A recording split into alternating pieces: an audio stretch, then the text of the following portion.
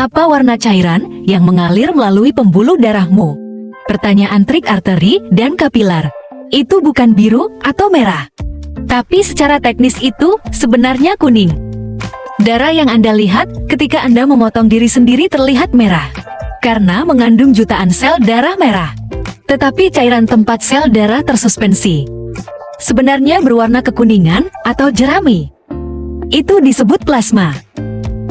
Jika Anda memutar sampel darah dengan sangat cepat atau sentrifusur, Anda akan segera menemukan plasma itu, membuat sekitar 55% dari volume darah. Dan plasma itu sendiri sebenarnya 90% air. Ini berarti beradaptasi dengan sempurna. Untuk fungsi transportasinya, jadi apa transportasi plasma? Itu membawa sel darah merah, yang sendiri membawa oksigen, sel darah putih, trombosit, dan nutrisi. Nutrisi berasal dari makanan yang kita makan setiap hari, dan termasuk vitamin asam amino, lemak gula, dan asam lemak. Komponen kunci ini digunakan untuk membuat kita tetap bugar dan sehat.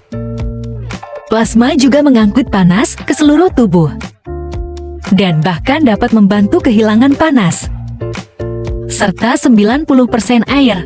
Plasma adalah 7% protein.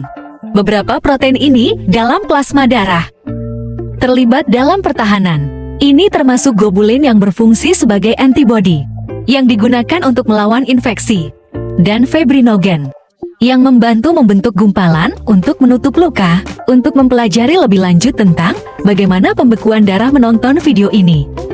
Protein terpenting dalam plasma adalah albumen. Protein albumen dalam plasma darah menarik air kembali ke kapiler darah dari jaringan di sekitarnya.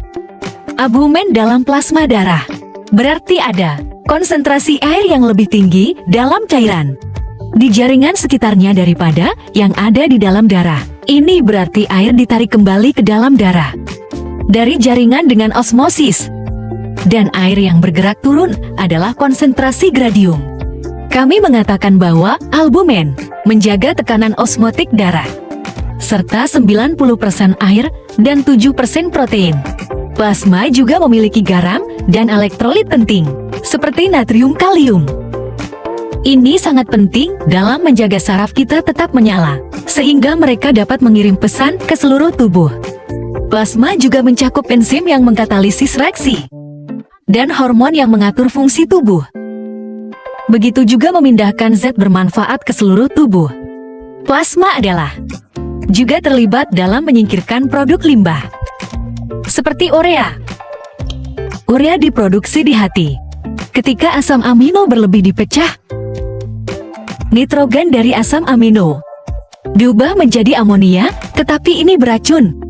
Jadi kami tidak menginginkannya dalam darah kami. Malah diubah lagi menjadi urea sebelum dilepaskan ke dalam plasma. Plasma darah disaring oleh ginjal, dan urea dikeluarkan dari tubuh dalam urin. Jadi untuk meringkas, plasma memiliki berbagai peran, termasuk menjaga tekanan darah, tingkat air, dan suhu tubuh. Ia memiliki peran utama dalam mengangkut banyak zat di sekitar tubuh, termasuk nutrisi, hormon, produk limbah gas, dan protein seperti antibodi dan enzim.